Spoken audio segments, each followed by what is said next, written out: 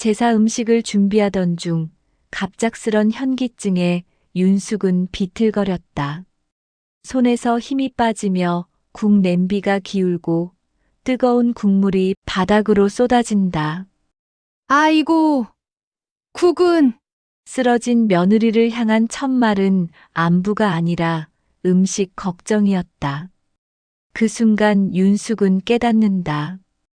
이 집에서 자신은 사람이 아니라 끝내야 할 일이었다는 것을. 18회 동안 혼자 버텨온 김윤숙의 시간은 그렇게 조용히 무너진다.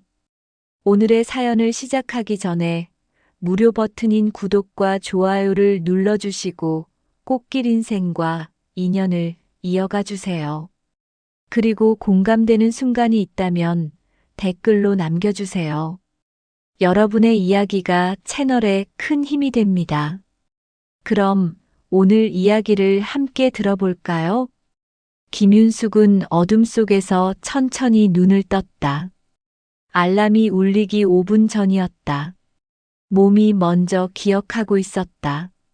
제사 전날은 언제나 이랬다.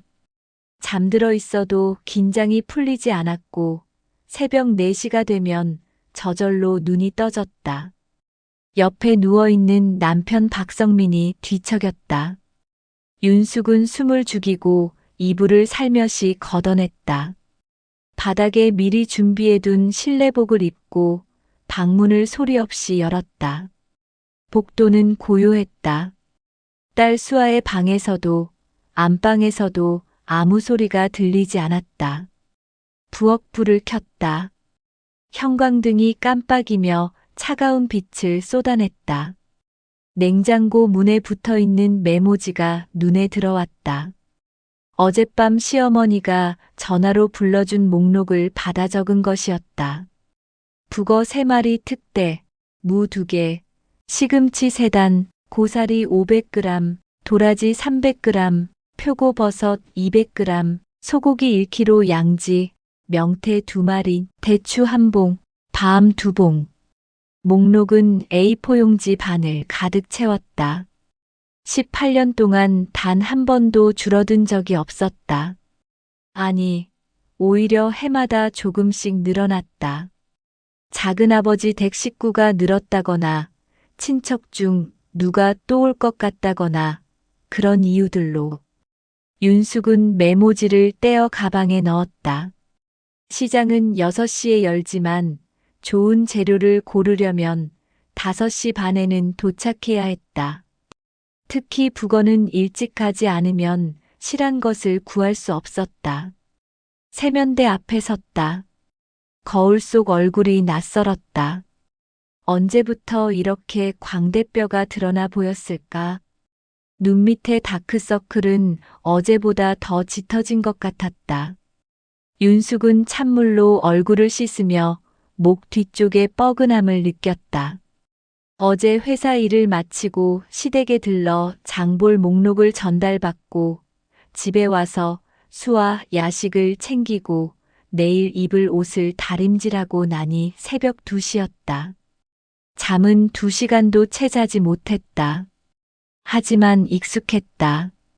제사 전날은 늘 그랬다. 명절 전날도 시댁 대청소가 있는 날도 마찬가지였다. 현관문을 열기 전 윤숙은 한 번 더 가방을 확인했다.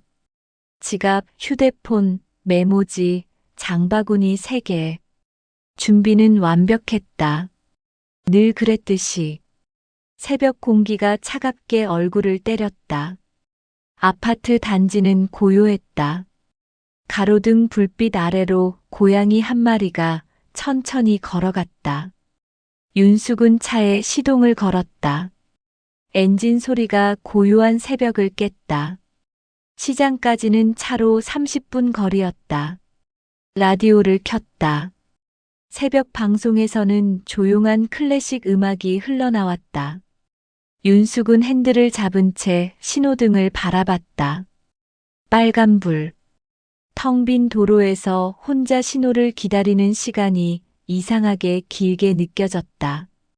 휴대폰이 진동했다. 카카오톡 알림이었다. 시댁 가족방이었다. 내일 저녁 7시 제사니까 6시까지는 모여야 해. 윤숙이는 3시쯤 오면 되겠지? 시어머니의 메시지였다.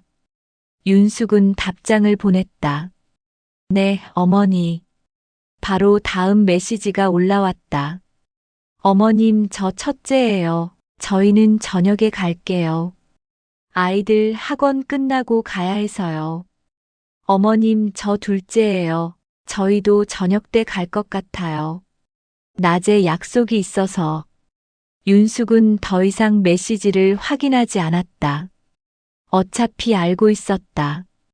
오후 3시부터 제사 준비를 하는 건 결국 자신의 몫이 될 거라는 것을. 형님들이 도착할 저녁 무렵에는 이미 음식의 80%가 완성되어 있을 거라는 것도. 신호등이 바뀌었다. 윤숙은 천천히 엑셀을 밟았다. 시장 주차장은 이미 반쯤 차 있었다. 새벽부터 장을 보러 온 사람들이 많았다. 대부분 윤숙처럼 제사나 집안 행사를 앞둔 사람들일 것이었다. 윤숙은 차에서 내려 장바구니를 꺼냈다. 손잡이가 낡아서 실밥이 풀어져 있었다. 작년 추석 때부터 그랬는데 아직 새 것을 사지 못했다. 시장 안으로 들어서자 비린내와 나물 냄새가 뒤섞여 코를 찔렀다. 형광등 불빛 아래로 상인들이 분주하게 움직이고 있었다. 윤숙은 익숙한 동선으로 북어가게로 향했다. 사모님, 일찍 오셨네요. 단골 북어가게 주인이 반갑게 인사했다. 윤숙은 작게 웃으며 고개를 끄덕였다. 강원도산 북어 특대로 3마리 주세요. 제사 준비하시나 봐요. 알겠습니다. 주인이 북어를 고르는 동안 윤숙은 휴대폰을 꺼내 메모를 확인했다. 북어 다음은 무였다. 그 다음은 나물. 효율적으로 동선을 짜지 않으면 시간이 오래 걸렸다. 장바구니가 하나씩 채워졌다. 북어, 무, 시금치, 고사리, 도라지, 표고버섯. 정육점에서 양지 1kg을 샀다. 주인이 물었다. 국 끓이시게요? 네, 제사상에 올릴 거예요. 아, 그럼 이 부위가 더 낫겠네요. 국물이 진하게 나와요. 주인의 조언대로 고기를 골랐다. 장바구니 3개가 모두 가득 찼다. 계산을 마치니 30만 원이 넘었다. 윤숙은 카드를 내밀며 속으로 계산했다. 이번 달 식비가 또 초과될 것 같았다. 시장 바닥에는 아침 일찍 뿌린 물이 고여 있었다. 윤숙은 장바구니를 들고 조심히 걸었다. 무거운 짐 때문에 어깨가 당겼다. 주차장으로 가는 길에 잠깐 멈춰서서 장바구니를 바닥에 내려놨다. 숨을 고르는 사이 옆 가게에서 2 여자의 대화가 들렸다. 제사는 이제 간소하게 하는 게 대세래요. 우리 집도 올해부터 음식 줄였어요.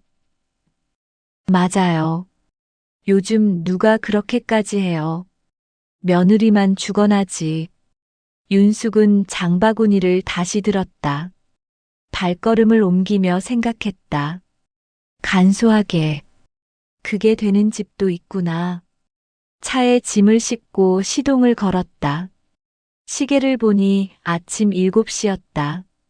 집에 가서 재료를 정리하고 수와 아침을 챙기고 회사에 출근하고 퇴근 후 바로 시댁으로 가야 했다.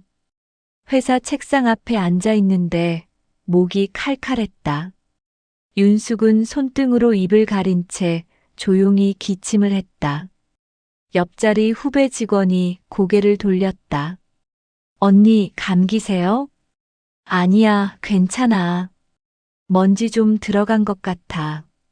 사실 어젯밤부터 목이 이상했다. 침을 삼킬 때마다 따끔거렸고 미열이 있는 것도 같았다. 하지만 신경 쓸 여유가 없었다. 오늘 오후부터는 시댁에 가야 했고 내일 저녁까지 제사 준비를 끝내야 했다. 점심시간에 휴대폰을 확인했다. 시댁 가족방에 새 메시지가 10개 넘게 올라와 있었다. 윤수가 올 때 두부도 사와라. 부침개 해야 하니까. 참기름도 떨어졌다. 그것도 챙겨라. 간장은 집에 있으니까 괜찮아. 어머님, 저 첫째예요. 저희는 정말 저녁에밖에 못 가요. 양해 부탁드려요. 어머님, 저 둘째인데. 저도 아이 학원 때문에 진짜 힘들어요. 그래, 알았다. 윤숙이가 있으니까 괜찮아. 윤숙은 메시지를 읽고도 답장을 보내지 않았다. 뭐라고 답해야 할지 몰랐다. 내라고 하기엔 지쳐 있었고, 그렇다고 힘들다고 말하기엔 18년간 쌓인 관성이 너무 컸다. 후배가 물었다. 언니, 점심 안 드세요? 응, 나 오늘 일찍 퇴근해야 해서 그냥 빵 먹을래. 무슨 일 있으세요? 시댁에 가야 돼. 내일 제사라서. 후배의 표정이 미묘하게 변했다. 동정과 안도가 섞인 표이었다. 결혼하지 않은 후배에게 윤숙의 삶은 반면교사 같은 것이었다. 오후 3시 윤숙은 조퇴를 신청했다. 팀장이 눈살을 찌푸렸지만 뭐라고 하진 않았다. 어차피 월차를 쓰는 거였다. 대신 내일 처리해야 할 서류를 가방에 챙겼다. 제사가 끝난 후 밤에 집에서 할 생각이었다. 차를 몰고 가는 길에 마트에 들렀다. 두부와 참기름을 샀다. 계산대 앞에서 또 한 번 기침이 나왔다. 이번엔 좀 더 심했다. 캐셔가 걱정스러운 눈빛으로 물었다. 손님, 괜찮으세요? 네, 괜찮아요. 괜찮지 않았다. 몸이 점점 더 무거워지는 게 느껴졌다. 하지만 멈출 수 없었다. 시댁 대문을 열고 들어서자 시어머니가 마루에 앉아 있었다. 윤숙을 보자마자 말했다. 늦었네. 벌써 3시 반이야. 죄송해요, 어머니. 마트에 들러서요. 두부 샀어? 네, 여기 있어요. 윤숙은 봉지를 내밀었다. 시어머니가 받아들며 말했다. 부엌에 재료 다 꺼내뒀어. 얼른 손질하기 시작해. 부엌으로 들어가자 싱크대 위에 아침에 산 재료들이 그대로 쌓여 있었다. 북어, 무, 나물들. 윤숙은 가방을 구석에 내려놓고 앞치마를 둘렀다. 시어머니가 부엌 문 앞에 서서 지시를 시작했다. 북어는 먼저 물에 불려야 해. 찬물에 넣고. 네. 무는 적당한 크기로 썰어. 너무 크지도 작지도 않게. 네. 시금치는 끓는 물에 데쳐서 찬물에 헹구고. 네. 윤숙의 대답은 언제나 똑같았다. 네. 그 한마디로 18년을 버텨왔다. 북어를 물에 담그며 윤숙은 창밖을 보았다. 겨울 해가 벌써 기울고 있었다. 시계를 보니 4시였다. 내일 저녁 7시 제사까지 27시간. 그 안에 해야 할 일들이 머릿속에 목록처럼 떠올랐다.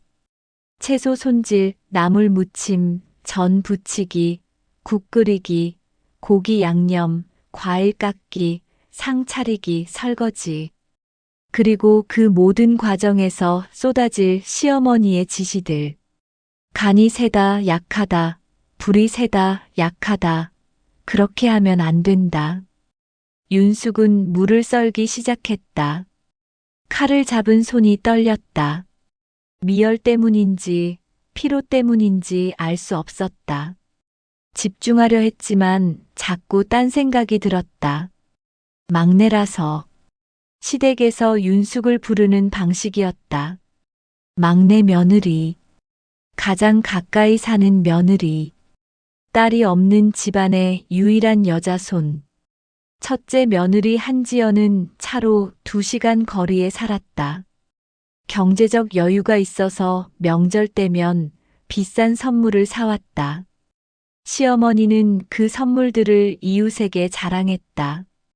둘째 며느리 오미경은 차로 30분 거리였지만 늘 바빴다. 아이 학원, 남편 뒷바라지, 교회 봉사. 이유는 언제나 그럴듯했다. 그리고 윤숙. 차로 15분 거리. 핑계댈 거리도 없는 가장 가까운 막내 며느리. 거리가 가까우면 마음도 가까울 거라고 생각했던 시절이 있었다. 결혼 초반 윤숙은 진심으로 시댁을 자주 찾았다. 친정 부모님이 일찍 돌아가신 터라 시부모님을 친부모처럼 모시고 싶었다. 하지만 가까움은 때로 당연함이 되고 당연함은 요구가 되었다. 윤숙이는 가까우니까, 윤숙이는 시간 있으니까, 윤숙이는 잘하니까. 처음엔 기분이 좋았다. 인정받는 것 같았다. 하지만 어느 순간부터 그 말들이 올가미처럼 느껴지기 시작했다. 저녁 6시 남편 성민이 퇴근해서 시댁으로 왔다. 부엌에서 나무를 묻히고 있던 윤숙에게 물었다. 형수들은 언제 온대? 내일 저녁이래요. 성민은 잠시 말이 없다가 물었다. 당신 혼자 하는 거야? 어머니가 옆에서 봐주세요. 윤숙의 대답에 성민은 더 이상 묻지 않았다. 안방으로 들어가는 그의 뒷모습을 보며 윤숙은 생각했다. 당신도 알잖아. 그냥 모르는 척 하는 거겠지. 밤 9시 윤숙은 겨우 나물 손질을 끝냈다. 손가락 마디마디가 쑤셨다. 찬물에 오래 담가뒀던 탓이었다. 시어머니가 부엌에 들어와 맛을 보더니 말했다. 간이 좀 약한 것 같은데 더 넣을까요? 내일 아침에 다시 봐. 오늘은 그만하고 자. 윤숙은 조용히 설거지를 했다. 싱크대 가득한 그릇들. 손이 저리고 목이 따가웠다. 거울을 보니 얼굴이 붉었다. 열이 오르고 있다는 신호였다. 하지만 윤숙은 그 신호를 무시했다. 내일도 모레도 계속 해야 할 일들이 있었으니까. 새벽 5시 윤숙은 또다시 저절로 눈을 떴다. 어젯밤 시댁 안방에서 겨우 잠들었는데 몸은 여전히 긴장 상태였다. 옆에서 자고 있는 남편의 숨소리가 고요했다. 윤숙은 조심스럽게 일어나 부엌으로 향했다. 부엌 불을 켜자 어젯밤 정리해둔 재료들이 눈에 들어왔다. 오늘 해야 할 일이 산더미였다. 국 끓이기, 전 부치기, 나물 마저 무치기, 과일 다듬기, 고기 굽기. 가스레인지 앞에 섰다. 양지를 넣고 국을 끓이기 시작했다. 물이 끓어오르자 뽀얀 거품이 피어올랐다. 윤숙은 거품을 걷어내며 시계를 확인했다. 국물이 우러나려면 최소 2시간은 끓여야 했다. 그 사이 다른 일을 했다. 도라지를 손질하고 고사리를 볶고 시금치를 무쳤다. 손이 쉴 새 없이 움직였다. 하지만 몸은 점점 말을 듣지 않았다. 아침 7시 시어머니가 부엌에 나타났다. 벌써 시작했네. 국은 잘 끓고 있어? 네, 어머니. 시어머니가 냄비 뚜껑을 열어 국물을 맛봤다. 간을 좀 더 해야겠어. 제가 할게요. 아니야, 내가 할게. 너는 전 준비해. 윤숙은 물러났다. 시어머니의 영역에 들어가면 안 된다는 걸 알고 있었다. 국간은 시어머니가 직접 맞춰야 했다. 그게 규칙이었다. 전을 부치기 위해 밀가루 반죽을 준비했다. 감자, 호박, 고기 완자. 종류만 5가지였다. 윤숙은 프라이팬을 달구고 기름을 두르기 시작했다. 지글지글 소리와 함께 기름 냄새가 퍼졌다. 환기가 잘 안 되는 부엌에서 연기가 차올랐다. 윤숙은 기침을 참으며 전을 뒤집었다. 불 좀 줄여. 너무 세. 시어머니의 목소리가 뒤에서 들렸다. 네. 불을 줄였다. 하지만 곧 다시 목소리가 들렸다. 너무 약하면 전이 눅눅해져. 중간 정도로. 네. 윤숙은 불 조절을 다시 했다. 하지만 무엇이 중간 정도인지 명확하지 않았다. 시어머니의 기준은 매번 달랐다. 어떤 때는 이 정도면 됐고, 어떤 때는 부족했다. 계속 서 있자니 다리가 후들거렸다. 윤숙은 싱크대에 손을 짚고 잠깐 중심을 잡았다. 눈앞이 살짝 어지러질했다. 괜찮아? 시어머니가 물었다. 윤숙은 고개를 들어 억지로 웃었다. 네, 괜찮아요. 그래. 얼굴이 빨개 보이는데. 더워서 그래요. 거짓말이 아니었다. 부엌은 정말 더웠다. 하지만 그것만은 아니었다. 몸속에서 열이 올라오고 있었다. 오전 10시 시아버지가 부엌에 들어왔다. 조용히 구석에 서서 윤숙이 일하는 모습을 지켜봤다. 윤숙은 그 시선을 느끼면서도 손을 멈추지 않았다. 윤숙아. 시아버지가 조용히 불렀다. 네, 아버지. 너무 무리하지 마. 그 말에 윤숙의 손이 잠깐 멈췄다. 고개를 들어 시아버지를 봤다. 시아버지는 말없이 고개만 끄덕이고는 부엌을 나갔다. 따뜻한 말이었지만 동시에 공허했다. 무리하지 말라는 말은 그만두라는 뜻이 아니었다. 그저 조심하라는 당부일 뿐이었다. 점심때가 되자 남편 성민이 들어왔다. 형수들 연락 왔어? 아직이요. 전화 한번 해봐. 윤숙은 휴대폰을 꺼내 첫째 형님에게 전화를 걸었다. 신호음이 길게 울리다가 연결됐다. 여보세요, 형님. 응, 막내 동서. 뭐야? 오늘 몇 시쯤 오실 수 있으세요? 아, 그게 애들이 학원 끝나는 게 5시거든. 6시쯤 갈게. 네, 알겠습니다. 전화를 끊었다. 둘째 형님에게도 걸었다. 역시 비슷한 대답이었다. 미안해, 동서. 나도 저녁에 갈게. 낮에 친구 만나기로 해서. 윤숙은 휴대폰을 내려놓았다. 성민이 물었다. 뭐래? 저녁에 온대요. 둘 다? 네. 성민은 한숨을 쉬었다. 하지만 그게 전부였다. 형님들에게 뭐라고 할 용기도, 어머니에게 형수들이 안 온다고 말할 용기도 없었다. 윤숙은 다시 부엌으로 들어갔다. 혼자였다. 늘 그랬듯이. 오후 2시 전 부치기가 끝났다. 접시 5개에 가득 담긴 전들. 윤숙은 잠깐 의자에 앉아 숨을 돌렸다. 목이 말랐다. 물을 마시려고 일어서는데 현기증이 왔다.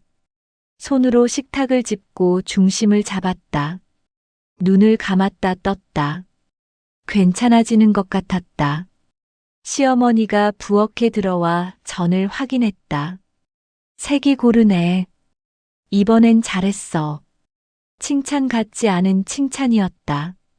하지만 윤숙은 그것만으로도 감사했다. 적어도 다시 하라는 말은 안 들었으니까. 다음은 과일이야. 사과랑 배 깎아야지. 네. 과일을 깎기 시작했다. 칼을 쥔 손에 힘이 없었다. 집중하려 했지만 자꾸 손이 떨렸다. 저녁 5시 형님들이 도착했다. 부엌 밖에서 웃음소리가 들렸다. 시어머니와 인사를 나누는 소리, 아이들 뛰어다니는 소리. 윤숙은 부엌에서 묵묵히 마지막 작업을 하고 있었다. 과일 깎기가 거의 끝나가고 있었다.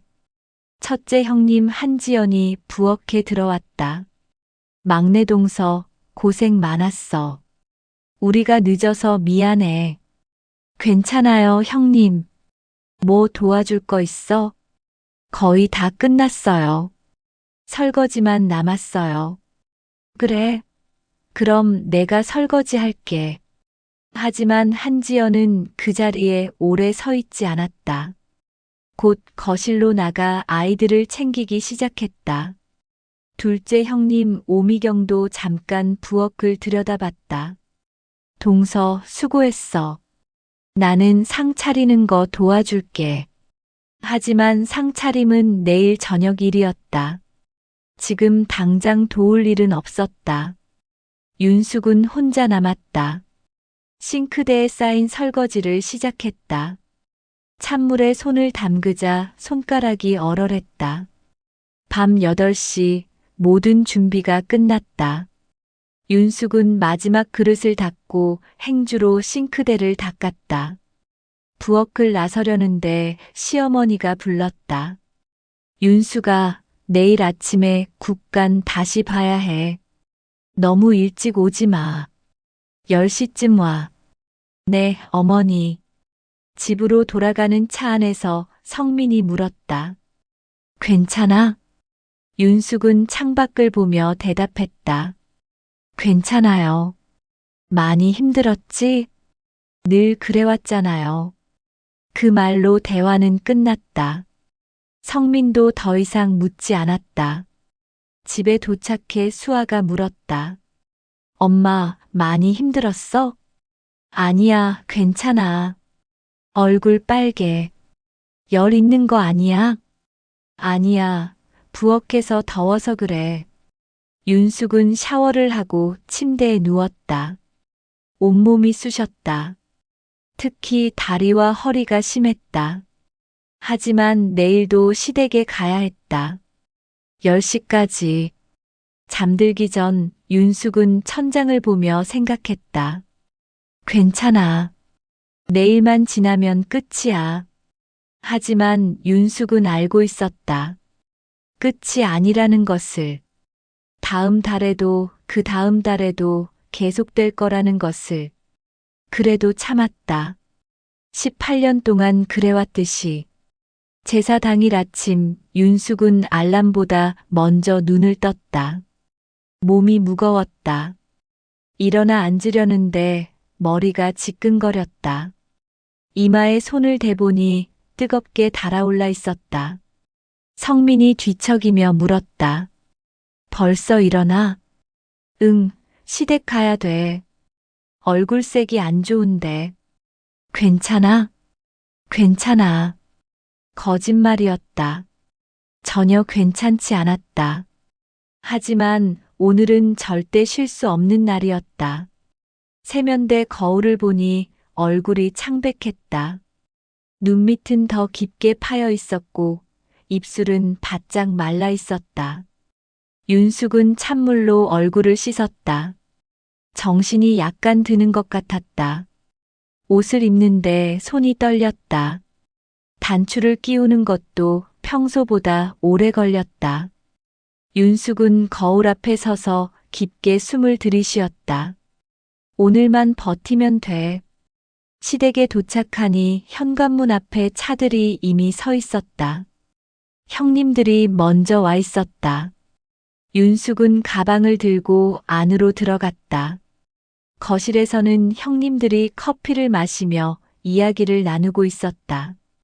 아이들은 방에서 게임을 하고 있었다. 윤숙은 인사를 하고 곧장 부엌으로 향했다. 부엌에서는 이미 시어머니가 국 냄비 뚜껑을 열고 맛을 보고 있었다. 왔구나. 국간 좀 봐봐. 윤숙은 앞치마를 두르고 국을 떠서 맛을 봤다. 어제보다 간이 좀 더 배어 있었다. 어째? 괜찮은 것 같아요. 그래. 나는 좀 싱거운 것 같은데. 시어머니가 소금을 집어넣으려 했다. 윤숙은 조심스럽게 말했다. 간은 나중에 맞추는 게 어떨까요?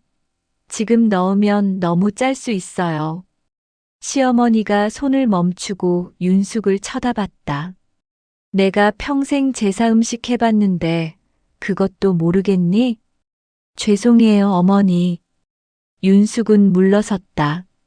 시어머니는 소금을 한 숟가락 넣고 국을 저었다. 가스레인지 4개의 불이 모두 켜졌다. 국 나물, 전 데우기, 고기 굽기.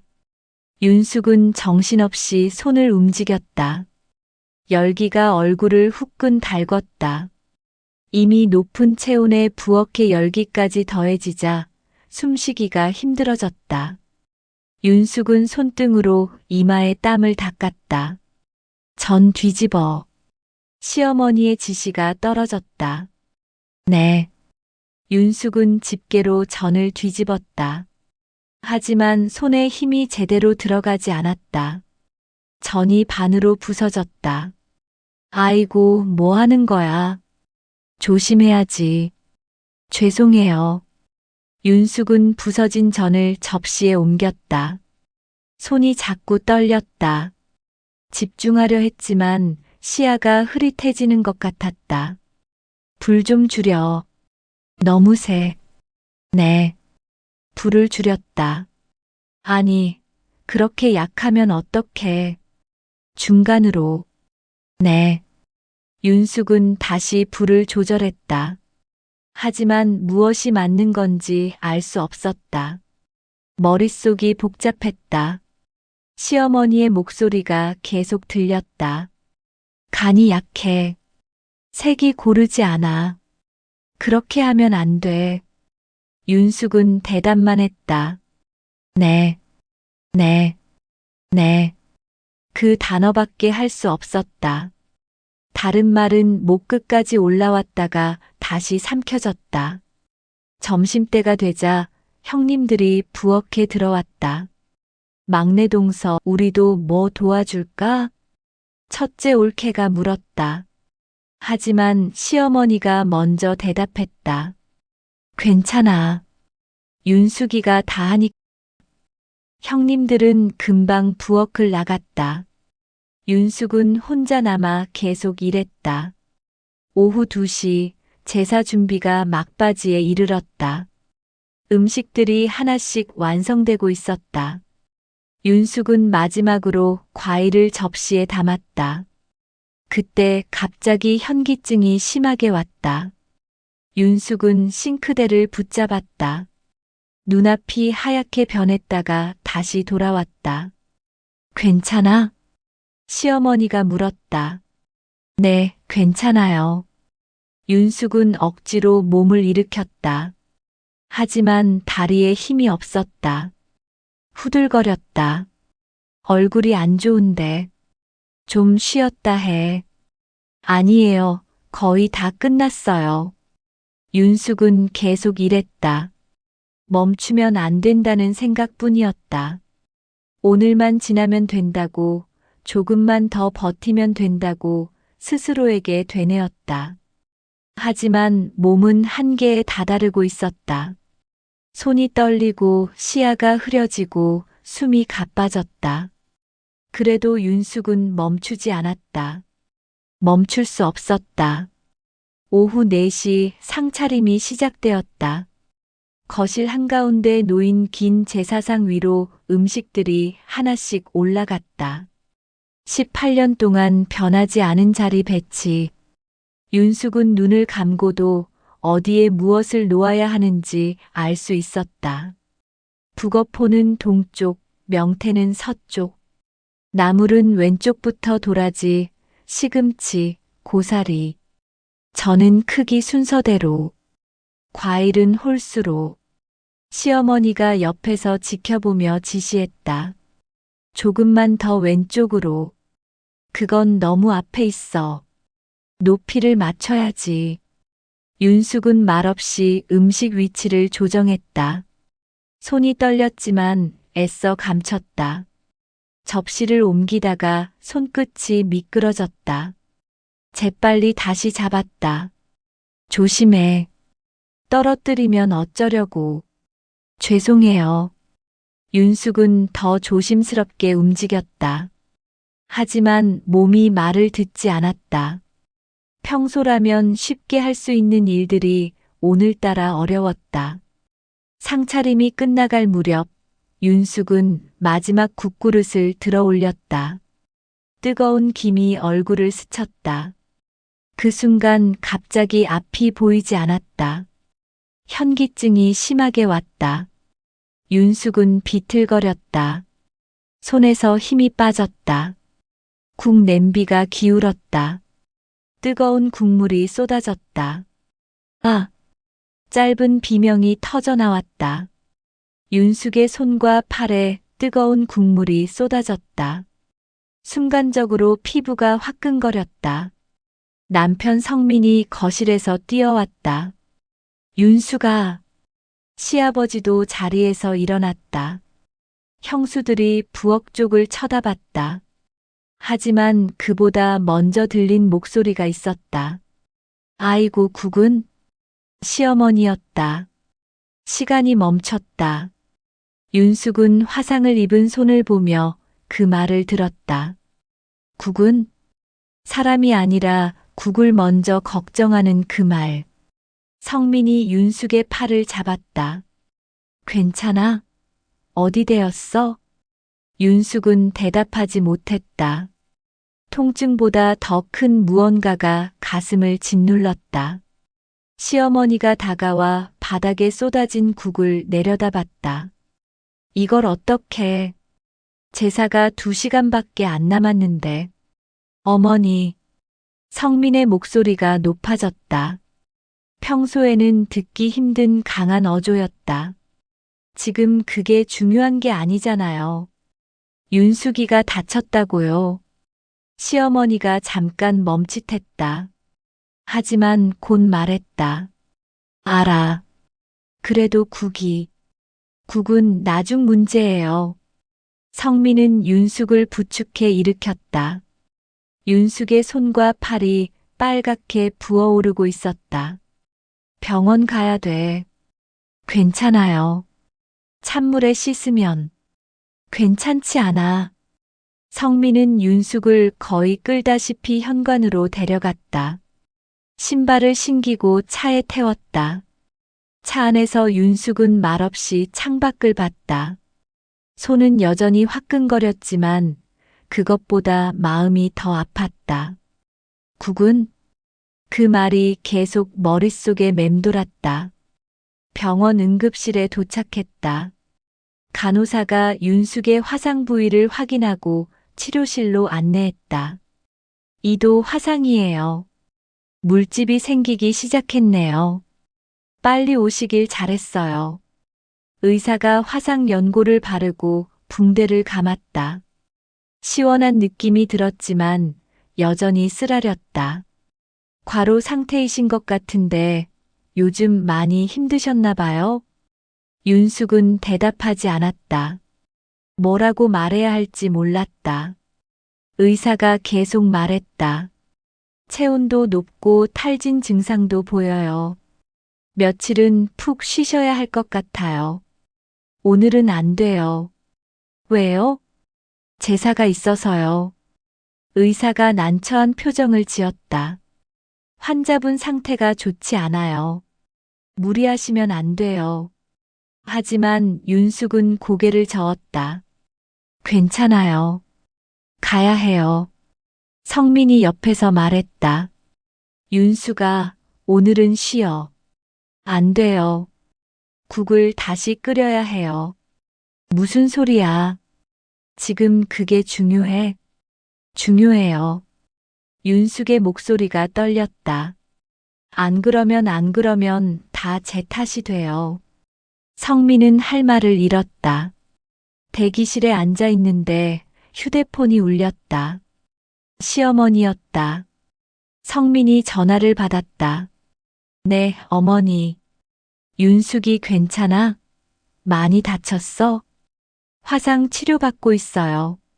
그래, 그런데 국을 어떡하지? 다시 끓이려면 시간이. 성민은 전화를 끊어버렸다. 주먹을 불끈 쥐었다가 폈다. 윤숙이 조용히 물었다. 뭐래요? 아무것도. 성민은 거짓말을 했다. 하지만 윤숙은 알고 있었다. 무슨 말을 했을지. 치료가 끝나고 집으로 돌아가는 차 안에서 윤숙은 창밖을 봤다. 해가 지고 있었다. 제사 시간이 다가오고 있었다.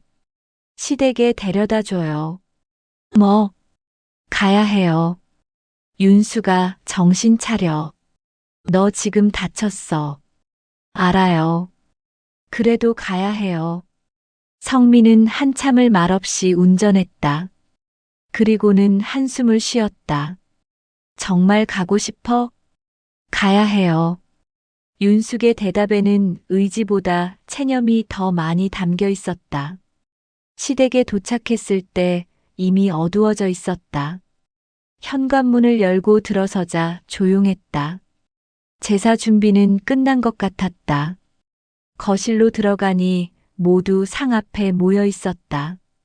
국은 새로 끓여져 있었다. 형수들이 서둘러 만든 것 같았다. 시어머니가 윤숙을 봤다. 왔구나. 괜찮아? 네, 어머니. 다행이다. 국은 어떻게든 만들었어. 윤숙은 대답하지 않았다. 붕대 감긴 손을 내려다봤다. 제사가 시작되었다. 윤숙은 뒤에 조용히 서 있었다. 손은 쓰라렸지만 참았다. 절을 하는 가족들을 보며 윤숙은 생각했다. 이게 맞는 걸까? 처음으로 의문이 들었다. 제사가 끝났다. 상을 물리고 음식을 나누는 시간. 평소 같으면 윤숙이 설거지를 시작할 시간이었다. 하지만 오늘은 달랐다. 성민이 윤숙의 팔을 잡았다. 집에 가자. 설거지. 형수님들이 하실 거예요. 성민의 목소리는 단호했다. 윤숙을 거의 이끌다시피 현관으로 데려갔다.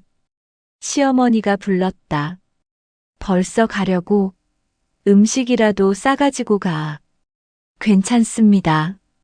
성민은 신발을 신고 윤숙과 함께 밖으로 나왔다. 차 시동을 걸고 한참을 말없이 운전했다. 집에 도착해서도 성민은 말이 없었다. 윤숙을 방으로 들어가게 하고 이불을 덮어주었다. 그리고는 거실로 나가 소파에 앉았다. 윤숙은 어둠 속에 누워 천장을 바라봤다. 손은 여전히 쓰라렸다. 붕대 위로 스며드는 통증. 하지만 그것보다 더 아픈 건 따로 있었다. 국은? 그 말이 계속 귓가에 맴돌았다. 사람보다 국이 먼저였던 그 순간. 윤숙은 눈을 감았다. 눈물이 흘러내렸다. 거실에서 성민은 휴대폰을 들여다보고 있었다. 시댁 가족방에 메시지가 계속 올라오고 있었다. 윤숙이 많이 다쳤니? 걱정되네. 막내 동서 괜찮대요? 우리가 설거지는 다 했어요. 동서한테 미안하다고 전해주세요. 성민은 답장을 하지 않았다. 대신 다른 메시지 창을 열었다. 형들과의 단톡방이었다. 성민은 한참을 망설이다가 글을 쓰기 시작했다. 형님들 할 말이 있습니다. 메시지를 보내고 나서 한참을 기다렸다. 답장이 왔다. 무슨 일이야? 재수 씨 많이 다쳤대? 괜찮아? 성민은 천천히 타이핑했다. 윤숙이가 쓰러질 뻔했습니다. 과로와 고열 상태에서 제사 준비를 하다가 화상까지 입었어요. 잠시 침묵이 흘렀다. 그리고 답장이 왔다. 큰형이 미안하다. 우리가 너무 무심했구나. 성민은 계속 썼다. 이건 사고가 아닙니다. 오래 쌓인 결과예요. 윤숙이는 18년 동안 혼자 모든 걸 감당해 왔어요. 우리 모두가 당연하게 여기는 동안 앞으로는 우리도 분담하자. 집사람한테 얘기할게. 맞아. 이번 일을 계기로 바꿔야 할 것 같아. 성민은 휴대폰을 내려놓았다. 말은 쉬웠다. 분담하자, 바꾸자. 하지만 과연 달라질까? 다음 날 아침 윤숙은 늦게 일어났다. 평소 같으면 새벽에 눈이 떠졌을 텐데 오늘은 9시가 넘어서야 깼다. 몸이 납덩이처럼 무거웠다. 손의 붕대를 확인했다. 밤사이 피가 조금 배어나와 있었다. 윤숙은 조심스럽게 일어나 화장실로 갔다. 거울을 봤다. 얼굴이 창백했다. 입술은 갈라져 있었고 눈은 푹 꺼져 있었다. 윤숙은 자신의 모습을 오래 바라봤다. 이게 나야? 낯선 얼굴이었다. 언제부터 이렇게 지쳐 보였을까? 언제부터 이렇게 생기를 잃었을까? 거실로 나가니 성민이 아침을 차려놓고 있었다. 간단한 토스트와 우유였다. 앉아. 내가 할게. 윤숙은 식탁에 앉았다. 성민이 토스트를 접시에 담아주었다. 손은 괜찮아? 응, 괜찮아. 오늘 회사 쉬어. 안 돼. 일이 밀려 있어. 윤숙아. 성민이 윤숙의 손을 잡았다. 조심스럽게 다치지 않은 쪽 손을. 너 너무 무리했어. 쉬어야 해. 괜찮다니까. 괜찮지 않아. 어제 내가 어떻게 쓰러질 뻔했는지 알아? 윤숙은 대답하지 않았다. 토스트를 한 입 베어 물었지만 삼키기가 힘들었다. 점심때쯤 시아버지에게서 전화가 왔다. 성민이 받았다. 네, 아버지. 윤숙이 좀 바꿔줄래? 성민이 윤숙에게 전화를 건넸다. 윤숙은 조심스럽게 받았다. 네, 아버님. 윤숙아. 시아버지의 목소리는 평소보다 낮았다. 무거웠다. 많이 놀랐지? 네. 미안하다. 윤숙은 말문이 막혔다. 시아버지가 사과를 한 건 처음이었다. 아버님, 내가 너무 오래 보고만 있었구나. 알면서도 모른 척했어. 그게 더 나쁜 거였는데. 시아버지의 목소리가 떨렸다. 어제 내가 쓰러질 뻔한 걸 보고 정신이 번쩍 들었어. 이러다 큰일 나겠구나 싶었지. 윤숙은 아무 말도 할 수 없었다. 눈물만 흘렀다. 윤숙아, 이제 그만 참아도 돼. 내가 참는 게 미덕이 아니야. 용기를 내. 전화를 끊고 윤숙은 한참을 울었다. 18년 만에 처음으로 누군가 자신을 이해해주는 것 같았다. 저녁 때 휴대폰에 메시지가 왔다. 시댁 가족방이 아닌 개인 메시지였다. 큰형님이었다. 막내 동서. 어제는 정말 미안했어. 나도 너무 무심했던 것 같아. 앞으로는 내가 더 챙길게. 이어서 둘째 형님에게서도 메시지가 왔다. 동서, 손 많이 아프지? 내가 너무 당연하게 생각했어. 미안해. 다음부터는 내가 적극적으로 나설게. 윤숙은 메시지를 읽으며 복잡한 감정을 느꼈다. 고마우면서도 씁쓸했다. 왜 이제야? 왜 누군가 다치고 나서야? 하지만 동시에 작은 희망도 느껴졌다. 어쩌면, 정말 어쩌면 뭔가 달라질 수도 있겠다는. 밤이 되어 윤숙은 침대에 누웠다. 손은 여전히 쓰라렸지만 마음은 조금 가벼워진 것 같았다. 성민이 옆에 누우며 물었다. 괜찮아? 응, 미안해. 왜? 내가 너무 무책임했어. 당신한테만 맡기고 나는 모른 척 했잖아. 윤숙은 성민의 손을 잡았다. 이제라도 알아줘서 고마워. 두 사람은 말없이 손을 잡고 있었다. 어둠 속에서 서로의 온기를 느끼며 윤숙은 생각했다.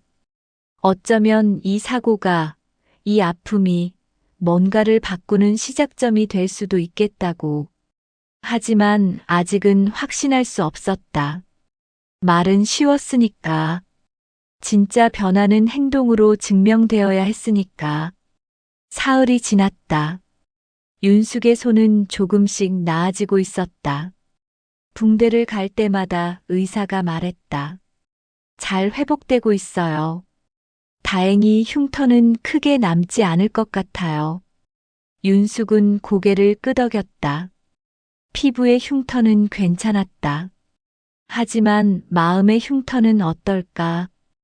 회사에 복귀했다. 동료들이 걱정스러운 눈빛으로 물었다. 언니, 괜찮으세요? 응, 이제 많이 나았어.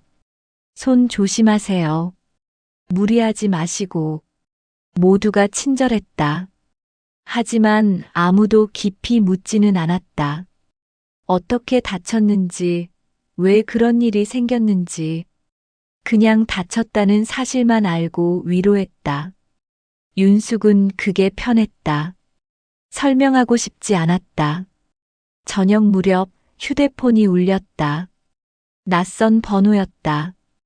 윤숙은 조심스럽게 받았다. 여보세요? 윤수가 나다. 시아버지였다. 윤숙은 깜짝 놀랐다. 시아버지가 직접 전화를 건 건 정말 오랜만이었다. 아버님, 무슨 일이세요? 지금 시간 돼? 잠깐 만날 수 있을까? 네.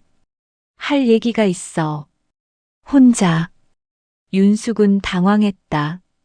시아버지가 따로 만나자고 한 건 처음이었다. 언제요? 지금. 퇴근하면 집 근처 카페로 올래?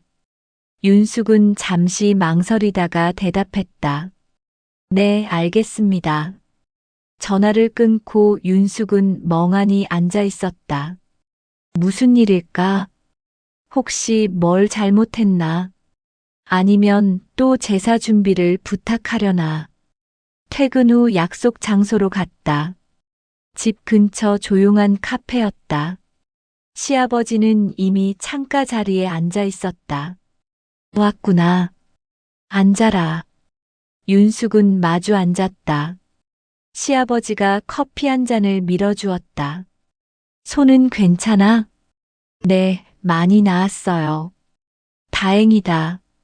잠시 침묵이 흘렀다. 시아버지는 커피 잔을 들었다 놓기를 반복했다. 뭔가 말하기 힘든 게 있는 것 같았다. 윤수가, 네, 아버님. 내가 너한테 정말 미안하다. 시아버지의 눈이 붉어졌다. 윤숙은 놀라서 아무 말도 못했다. 18년 동안 너를 너무 혹사시켰어. 알면서도 모른 척했지. 편했으니까. 내 시어머니는 원래 그런 사람이야. 옛날 방식으로 살아온 사람이라 쉽게 안 변해. 하지만 나는 달라. 나는 알면서도 눈 감았어. 시아버지가 고개를 숙였다. 어젯밤에 한참을 생각했어. 내가 쓰러지던 모습을. 그때 국을 걱정하던 집사람의 말을. 그리고 아무 말 못하고 서 있던 나를. 윤숙의 눈에도 눈물이 고였다. 부끄러웠어. 아버지로서, 남자로서, 어른으로서. 내가 너무 비겁했다. 시아버지가 윤숙을 똑바로 쳐다봤다. 윤숙아, 이제 그만해도 돼. 내가 모든 걸 감당할 필요 없어. 하지만이 없어. 너는 우리 집 머슴이 아니야. 며느리지. 아니, 그 이전에 한 사람의 인간이야. 윤숙은 참았던 눈물을 흘렸다. 18년 만에 처음 듣는 말이었다.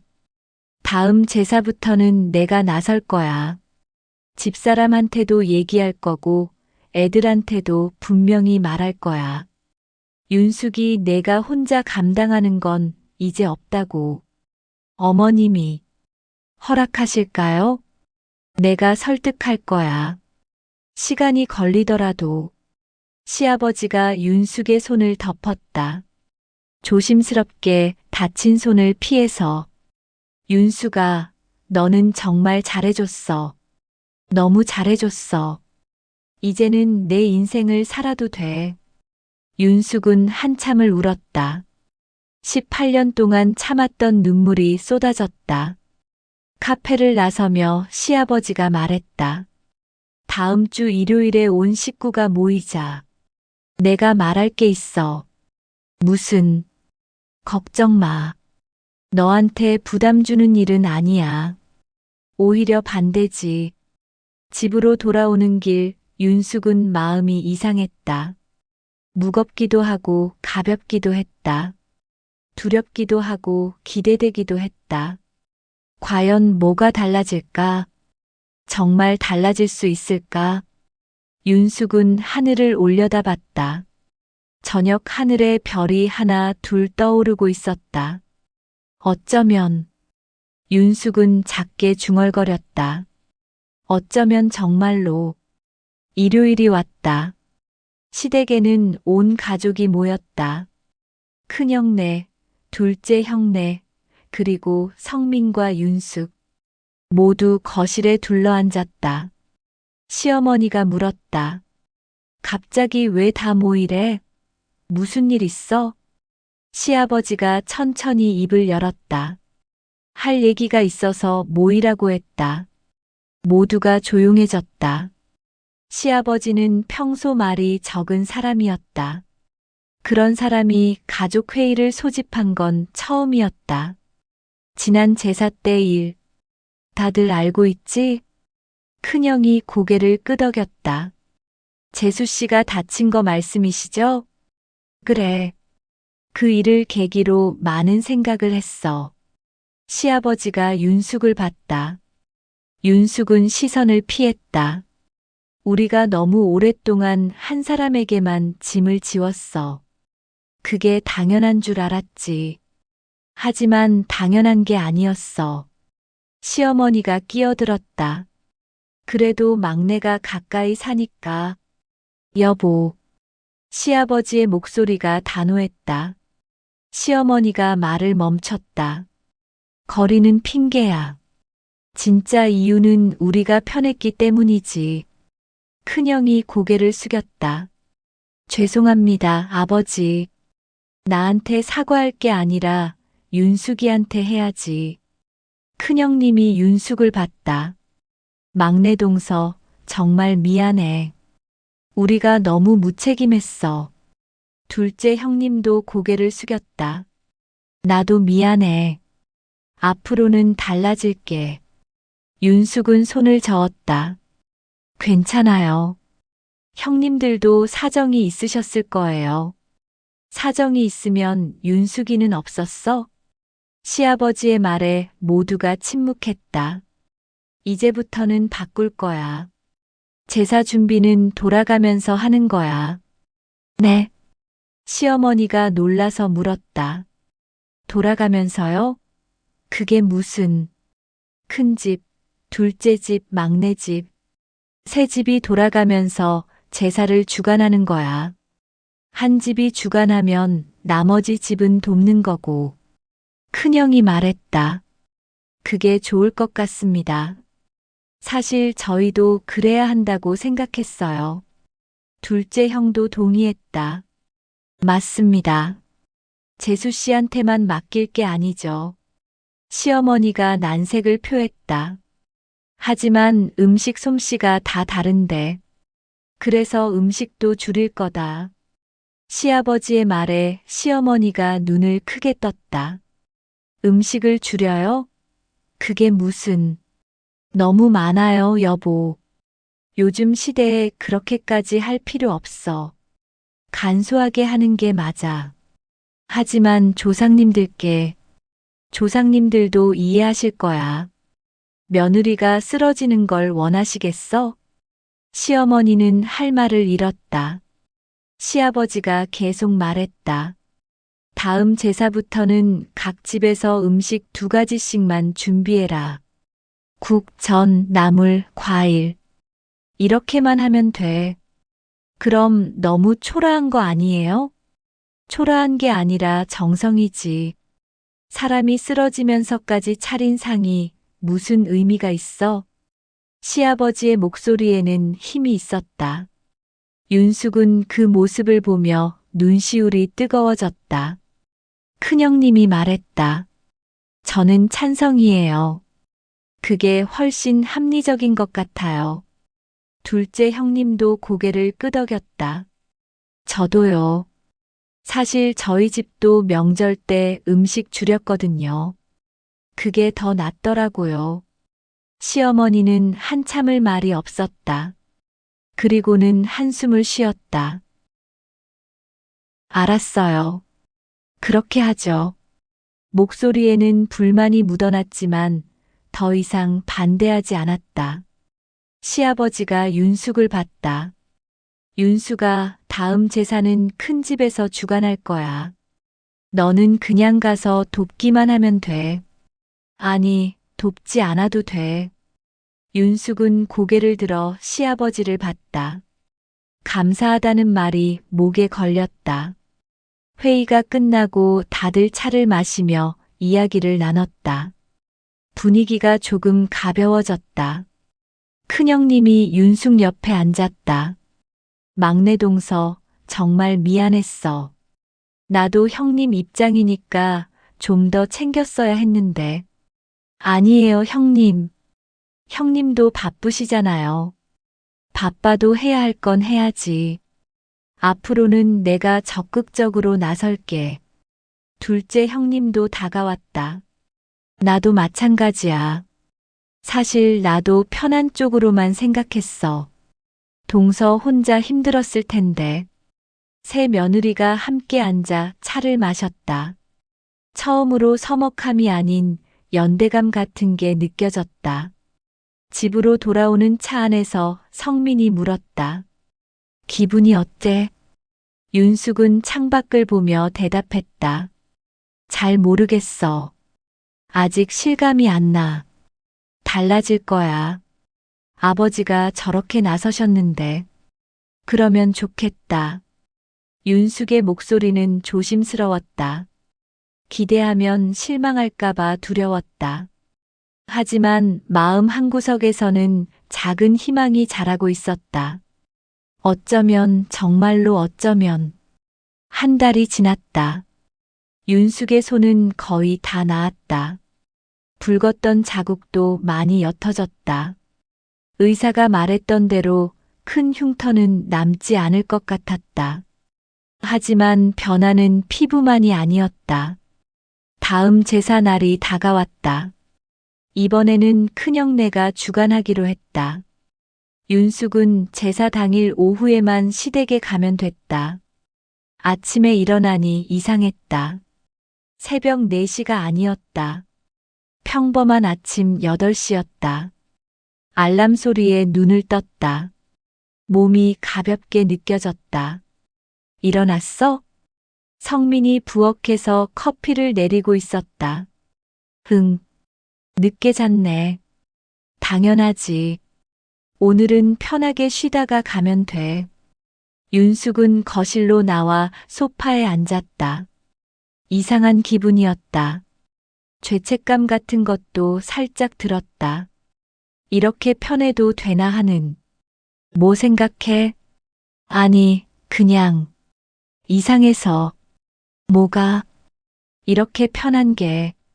성민이 커피 잔을 건네며 웃었다.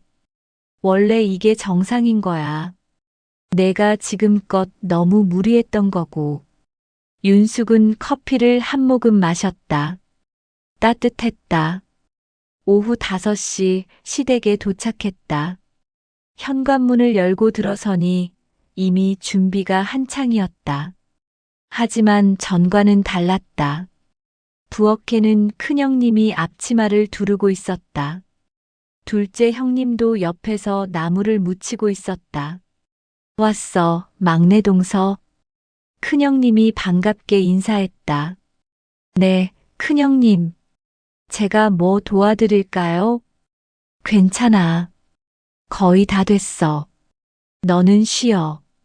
윤숙은 어색하게 서 있었다.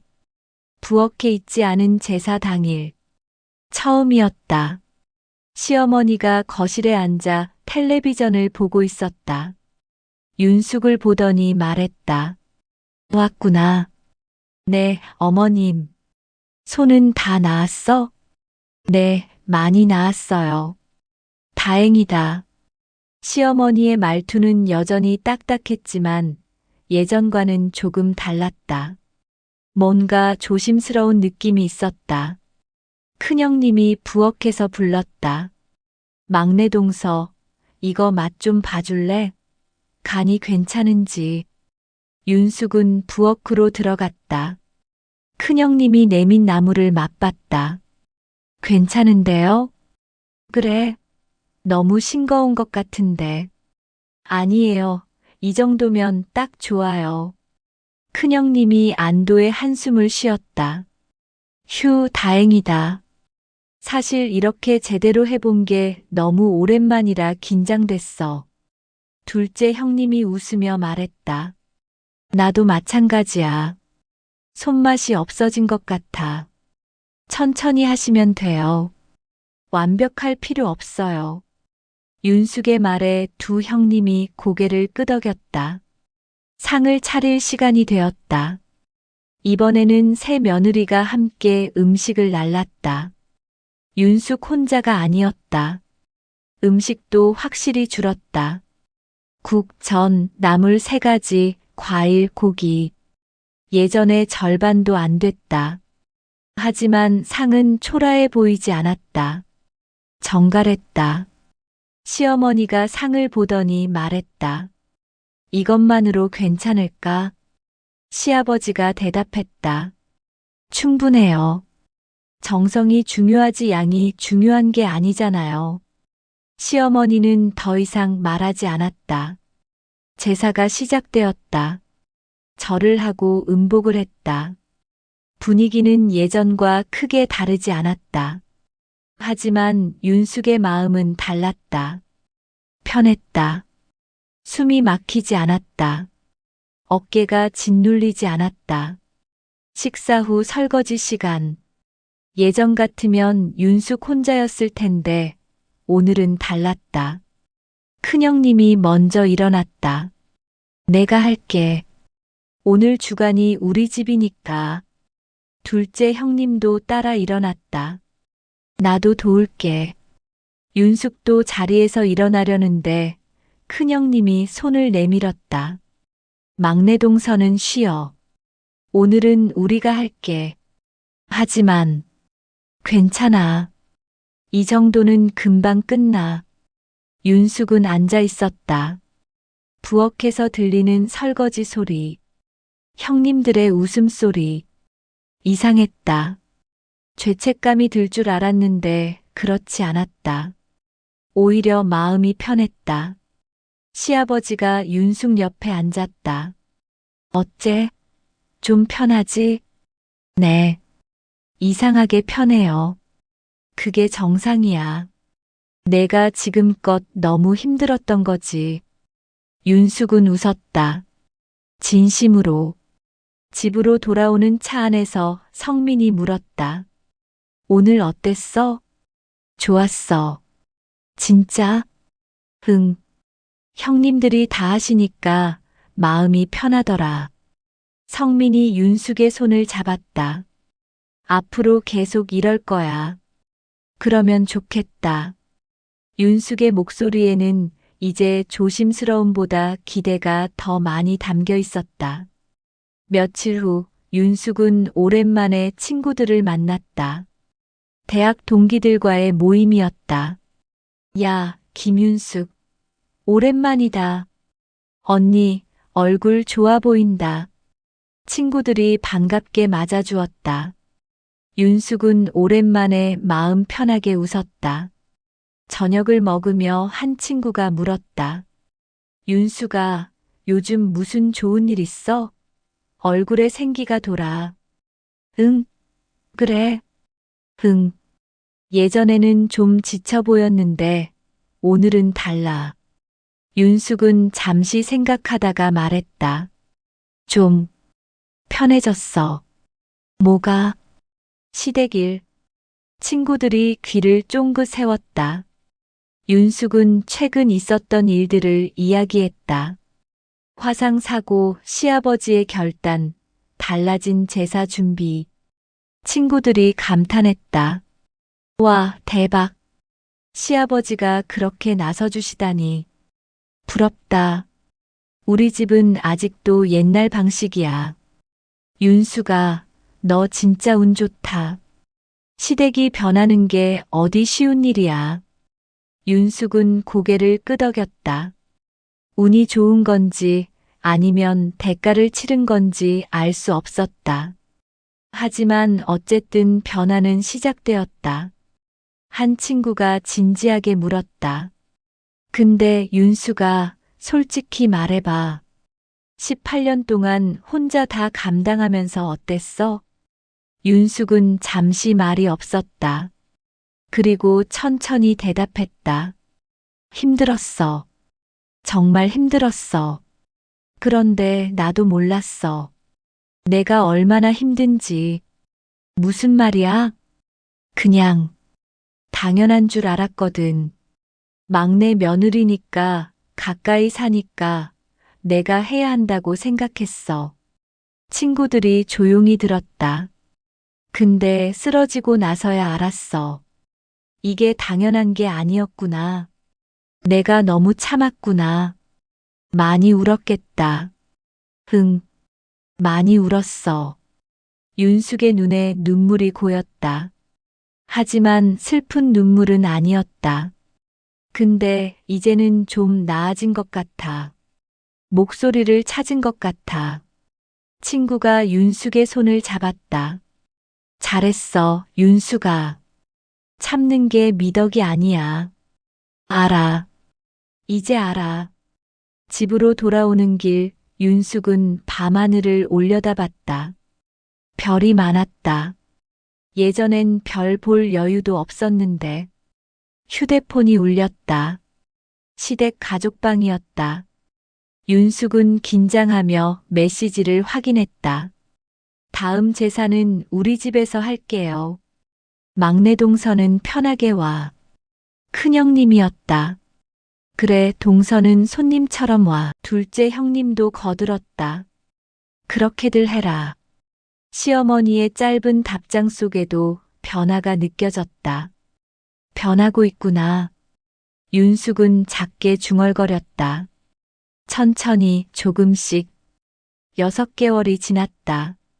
계절이 바뀌고 있었다. 겨울이 지나고 봄이 왔다. 윤숙은 새벽 4시에 일어나지 않았다. 알람은 6시 반으로 맞춰져 있었다. 평범한 직장인의 아침이었다. 거울을 봤다. 얼굴에 생기가 돌았다. 눈 밑 다크서클도 많이 옅어졌다. 윤숙은 자신에게 미소 지었다. 회사에서 과장이 불렀다. 김대리, 이번 프로젝트 팀장 맡아볼래요? 네, 저요? 응, 자네가 적임자야. 능력도 있고 꼼꼼하잖아. 윤숙은 잠시 망설였다. 예전 같으면 바로 거절했을 것이다. 시댁 일도 있고 집안일도 있고 시간이 없으니까. 하지만 지금은 달랐다. 네, 해보겠습니다. 팀장이 놀란 표정을 지었다. 오, 좋아. 잘 부탁해. 윤숙은 자리로 돌아와 모니터를 켰다. 가슴이 두근거렸다. 두려움이 아니라 설렘이었다. 점심시간에 후배가 물었다. 언니, 팀장 맡으신다면서요? 축하해요. 고마워. 그런데 괜찮으세요? 집안일이랑 겹치면 힘드시잖아요. 이제 좀 괜찮아졌어. 혼자 다 하는 게 아니라서. 후배가 부러운 눈빛으로 봤다. 부럽다. 저희 집은 아직도. 윤숙은 후배의 어깨를 토닥였다. 시간이 걸리더라도 목소리를 내야 해. 참는 게 답이 아니야. 네, 언니. 저녁에 집에 가니 딸 수아가 공부를 하고 있었다. 엄마, 오늘 일찍 왔네? 응. 요즘은 야근 안 해. 좋다. 엄마랑 오랜만에 같이 저녁 먹자. 성민도 퇴근해서 들어왔다. 세 식구가 함께 식탁에 앉았다. 오늘 뭐 먹을까? 성민이 물었다. 배달 시켜 먹을까? 엄마 피곤하실 것 같은데. 수아가 말했다. 윤숙은 고개를 저었다. 아니야. 오늘은 내가 만들고 싶어. 진짜? 괜찮아? 응. 하고 싶어서 하는 거야. 윤숙은 부엌에 섰다. 이상했다. 똑같은 부엌인데 느낌이 달랐다. 답답하지 않았다. 숨이 막히지 않았다. 간단하게 된장찌개를 끓이고 밥을 지었다. 부침개도 몇 개 부쳤다.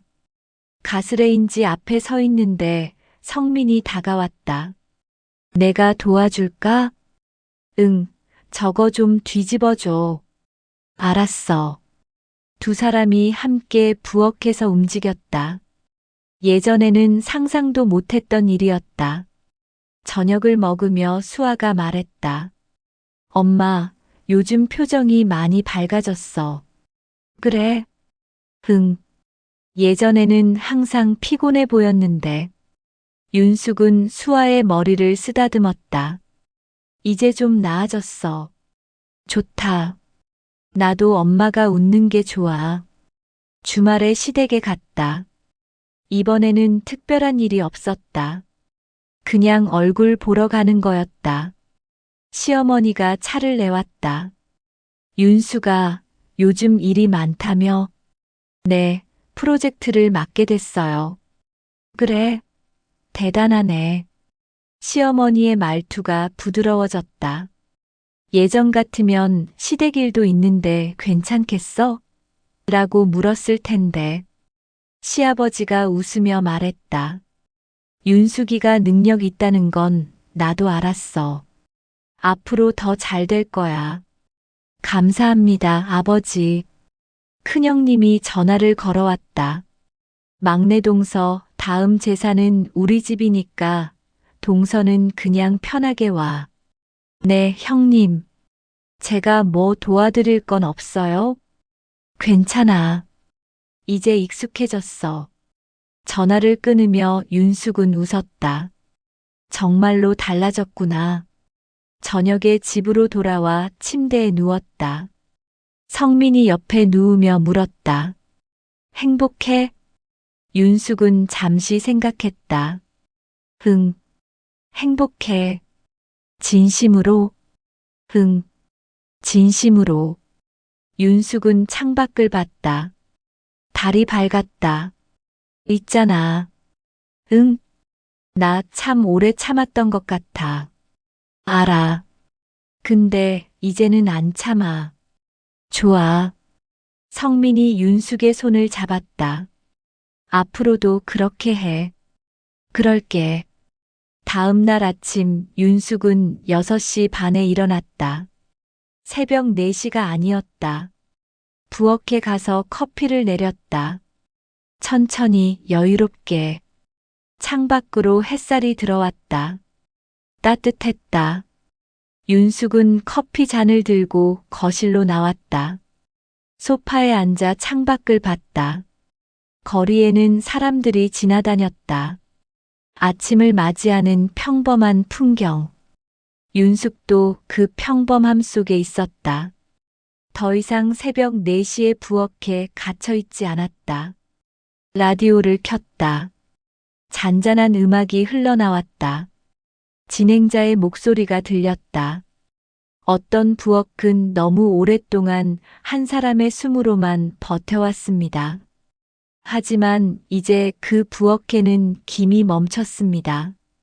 혼자만의 열기가 아니라 함께 나누는 온기로 가득 차기 시작했습니다. 윤숙은 미소 지었다. 커피를 한 모금 마셨다. 향이 좋았다. 이제는 정말로 진심으로 웃을 수 있었다. 밥솥에서 김이 멈췄다. 그리고 윤숙의 인생에 새로운 김이 피어오르기 시작했다. 꽃길 인생과 긴 이야기를 함께 해주셔서 감사합니다. 오늘 이야기가 마음에 닿으셨다면 무료 버튼인 구독과 좋아요를 눌러주시고 앞으로도 꽃길 인생과 함께 해주세요. 오늘도 건강하시고 작은 순간이라도 꽃길 인생 같은 하루가 되시길 바랍니다. 다음 사연에서 다시 뵙겠습니다.